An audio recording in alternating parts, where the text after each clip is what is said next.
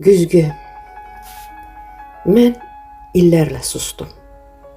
Sözlərini eşitdim, amma ruhuma çatmasın deyə aramızda görünməz bir divar hörməyə çalışdım. Hər ağır kəlməni içimdən uzaqlaşdırdım. Hər təhqirin üzərindən sanki mənə aid deyilmiş kimi susaraq keçdim. Elə bildim ki, susmaqla həm özümü, həm də evin sakitliyini qoruyuram. Bugün ilk dəfə mən də sənə, sənin sözlərinlə toxundum, qəsdən, bilərəkdən. Mən bugün sənə bir güzgü tutdum.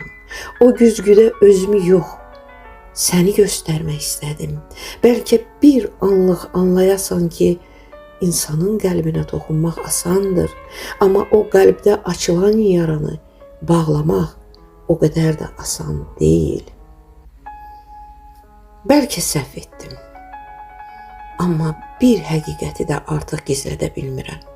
İnsanın hər gün başqasının qəlbini qırmağa haqq olmadığı kimi, başqasının da hər gün qırılmış qəlblə yaşamağa məcburiyyəti yoxdur.